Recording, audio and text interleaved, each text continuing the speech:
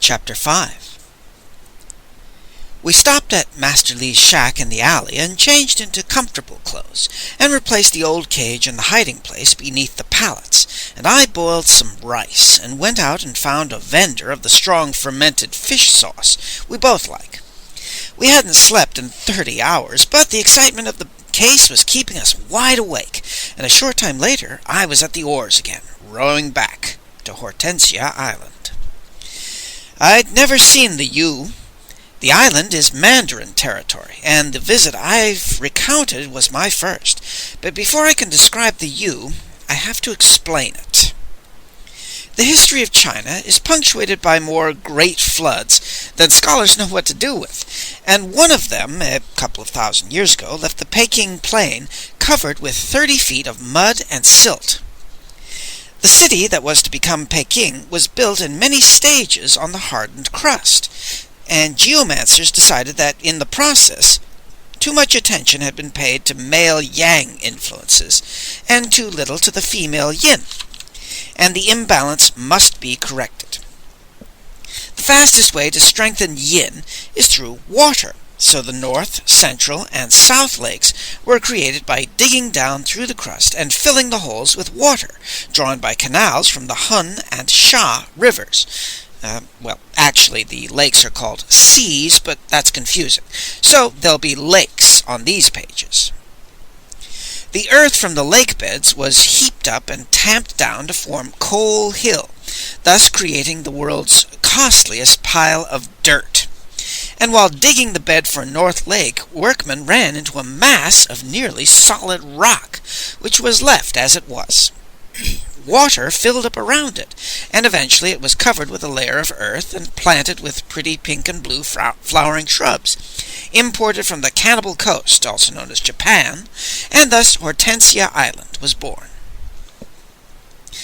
One day, when the water had risen to a certain level, an extraordinary thing happened. A great burst of sound suddenly arose from North Lake, hauntingly beautiful, but without apparent theme or musical form. It was like the sound of a huge horn, except it had a husky, hollow undertone, as it swooped between Huang Chung and Ying Chung, the low and high notes of the untempered chromatic scale. The eerie sound lasted only a minute or so, then it died away and wasn't heard again until 6 months had passed, at which time excited scholars announced that the sound seemed to be occurring at the precise moment of the winter and summer solstices. The phenomenon was tracked to a cavern on Hortensia Island, in a crag jutting out over the water's edge on the southeast side facing the city. The cavern had been notable only for ancient wall carvings and statuary, but now a brilliant young musical student announced that in uncovering the island, the workmen had uncovered a cave that was actually a musical instrument devised by Aborigines to work as a solstice sounder, although you had no idea why they wanted such a thing. A hole in the floor of the cavern seemed to lead down through 100 feet of solid rock to an unreachable lower chamber, and the musical student theorized it was some sort of wind chest. When the water reached a certain level and the temperature and humidity, perhaps even the intensity of sunlight, were just right, pressure was created that caused great amounts of air to be sucked inside. The air swooshed up through a network of tiny tunnels in the stone that had been thought to be natural, but revealed marks of axes and chisels, and exited through the cavern roof. In short, the tunnels out over the lake are mouthpieces for air intake, the lower cave is a wind chest, and the upper holes are pipes. It's an organ, except it operates primarily by inhaling rather than exhaling, said the musical student.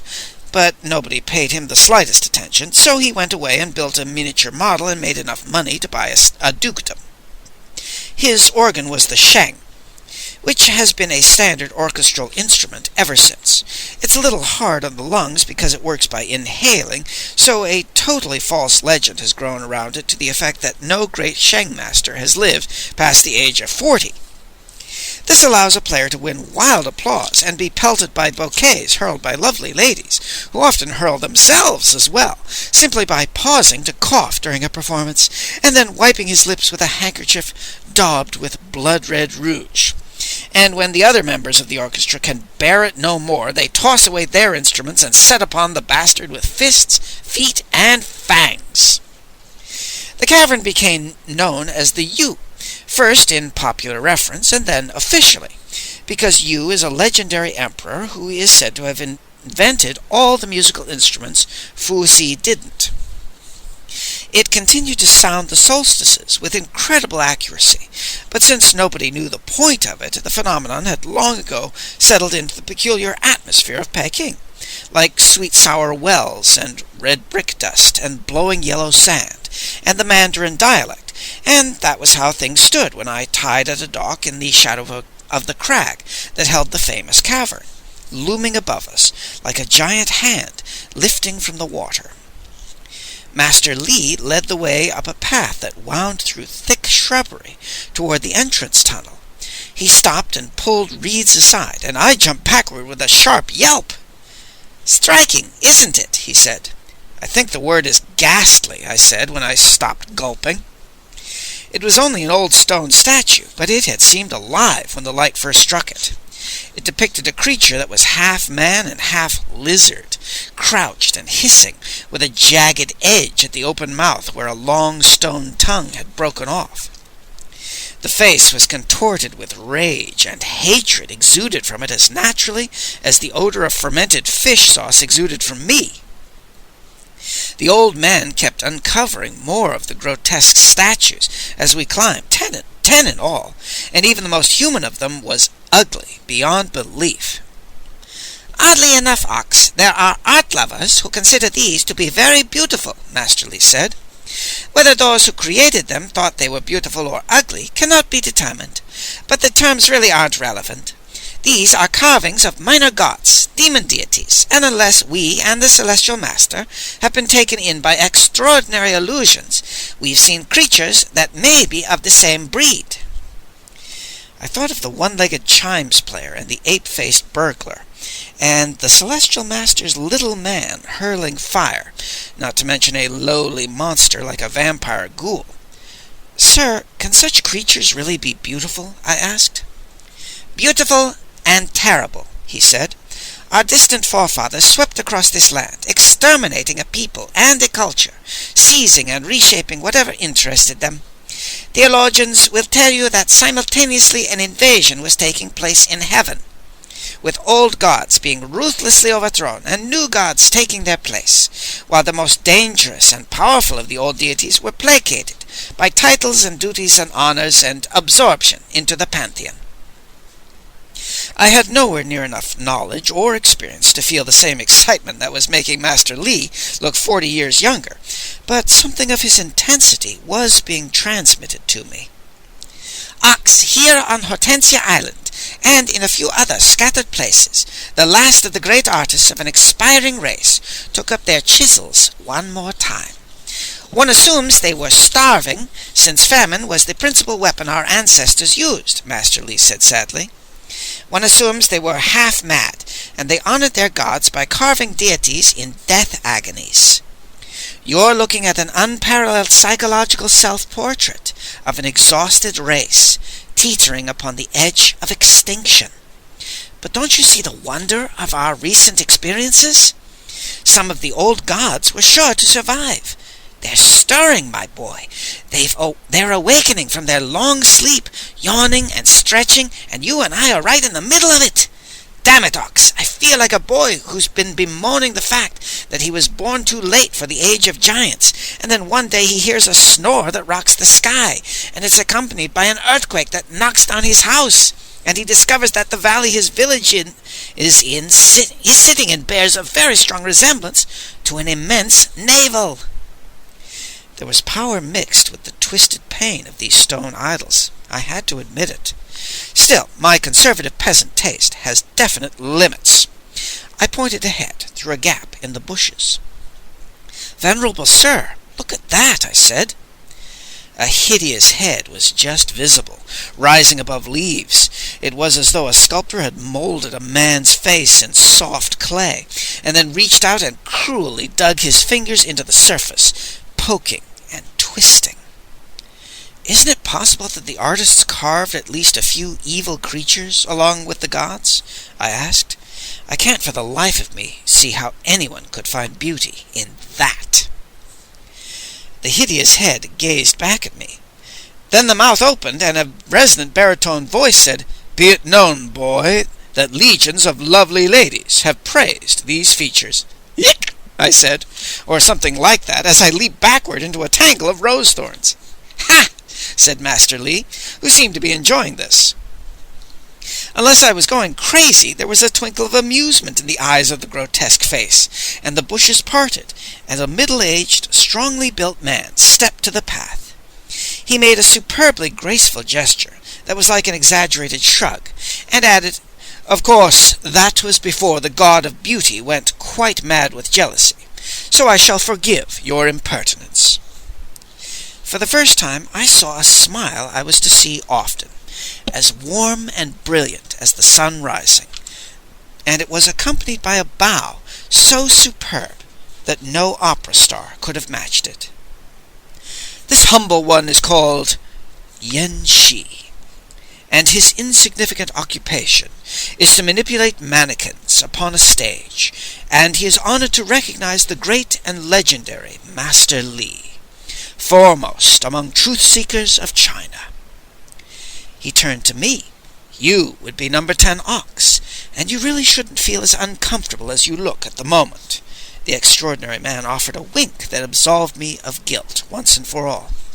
"I told my daughter just the other day that when I die, she can spare the expense of a funeral by propping my corpse beside these statues, since nobody will notice the difference." The god of beauty had been jealous indeed. What I had taken to be an artist's depiction of torment was in reality the ravages of smallpox, and rarely have I seen such destruction to a human face. It was a miracle that his eyesight remained, and as for his craft, who hadn't heard of Yen Shi, greatest of puppeteers? Master Li's bow wasn't quite so graceful, but it was very good. "The honor is mine, for Yen Shi is said to be puppeteer to the gods on temporary vacation from heaven, and Yen Shi's daughter has also earned the jealousy of mere mortals." Master Li dropped the artificial air and accent of formal speech, and switched to the people's vernacular. "I've seen you perform 3 or 4 times. If you got any better, you'd be accused of witchcraft. Speaking of which, I've heard your daughter is absolutely the best." Master Li turned to me. "No, she isn't a witch," he said with a laugh. "She's a female shaman, a shamanka, who specializes in the old rituals, and nothing but good is said about her." He turned back to the puppeteer. "Ox has never seen the Yu, so I'm taking him inside for a look," he added casually. That was a subtle way of inviting information without demanding it. Yen Shi might be famous and respected, but as a puppeteer his social rank was precisely at the bottom. He had absolutely no right to set foot upon aristocratic premises like Hortensia Island, even less right than I would have if I hadn't have been with Master Li. But on the other hand, he wasn't being pressed to explain his presence. He decided to do so voluntarily. "I come here often just before the seasonal sacrifices. The purpose is to steal something," he said matter-of-factly. "I've offered to buy the stuff time and time again, but I always get turned down, and I would be honored to have witnesses to my crime." "The honor shall be ours," Master Li said graciously. So there were 3 of us as we continued up the path.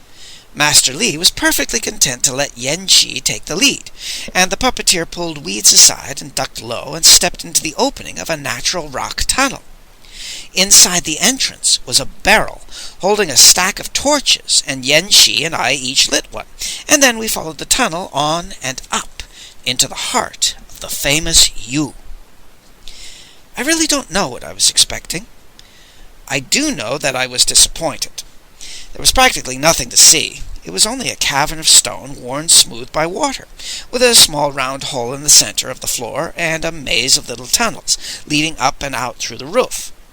Even the ancient altar was no more than a large stone blackened by fires of thousands of years ago, and I have to admit that I found the modern touches more interesting than the ancient ones. The modern part was simply the stack of crates holding ceremonial material for the rites of the next moon, since the U-cavern was traditionally used for such purposes, and Yen Shi walked over to one of the crates and lifted the lid and smiled down at the contents. "What thief could resist it?" he asked. I stared at the stuff. "Clay?" I said. "Very special clay," said the puppeteer. "It comes from the bank of a river near Canton, and it's used to blend with incense and form fragrant figures of sacrificial animals. I've been trying without success to buy it, because it's perfect for modeling puppets I'll eventually carve in permanent form." I watched with awe as his fingers swiftly kneaded a ball of the clay. A marvelously funny laughing face appeared, a merry woman, and then with a flick of fingers, it became the sorrowful image of a weeping old man. "I don't need much, but it's fragile stuff, and several times a year I have to steal a bit more of it," Yen Shi said with a shrug. And then he neatly wrapped some clay inside a piece of oilskin and tied it around his waist, beneath his tunic. "I'll see if I can get you a permit," was Master Li's only comment. Then he changed the subject. "Let's show Ox the wall carvings. A friend of ours has an interesting theory concerning who they're meant to represent, although he hasn't the slightest idea what they're supposed to be doing." Again, Yen Shi led the way with his torch, and I must honestly report that, again, I was disappointed.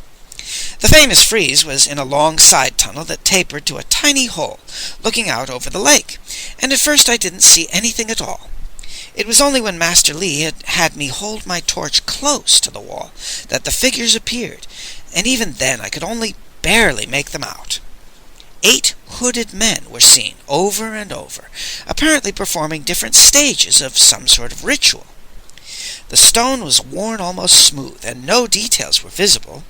Each of the shamans, if that's what they were, seemed to be carrying something, but no trace of the objects remained.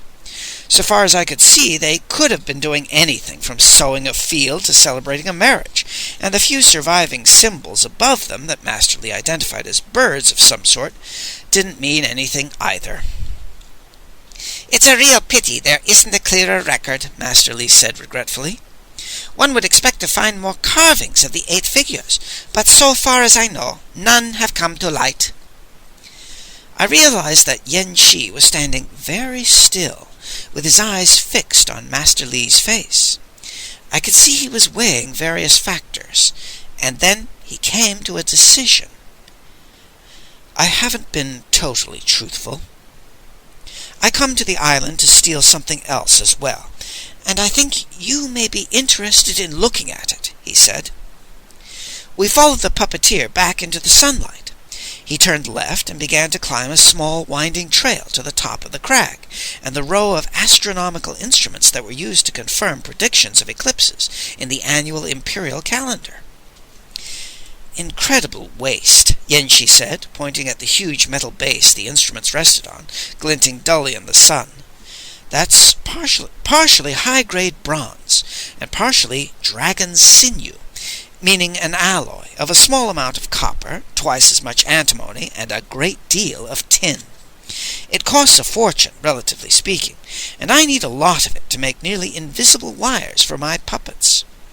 Fortunately, I could keep digging this stuff out for several centuries."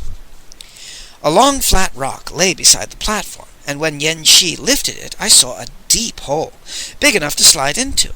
He did so, taking the torch he still carried, and when he climbed back up, the torch was still below, illuminating a small cave.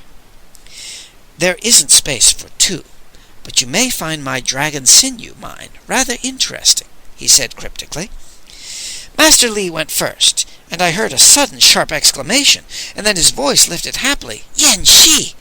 Everything I have is yours!" Some minutes later he had me lift him out, and then I squeezed down through the hole myself. The torch was stuck in a crevice, burning brightly, and the first thing I saw was the puppeteer's mine. The workmen had poured dragon sinew with lavish abandon, leaving large congealed pools of the stuff, and Yen Shi had been very neatly chipping away at the edges. As I followed the glinting path of the metal, I saw it run into a shelf of solid rock. "I'll be the stone monkey," I yelped, and I heard Master Li laugh up above. Yen Shi had led us to his private gallery, as well as his private mine. 8! I found all 8, Ma Tuan-lin had written before a monster burned a hole in his back. And here, carved in stone, were the 8 hooded shamans of 3,000 years ago, and the details had not worn away. They were carrying 8 cages, precisely like the one concealed beneath Master Li's pallet.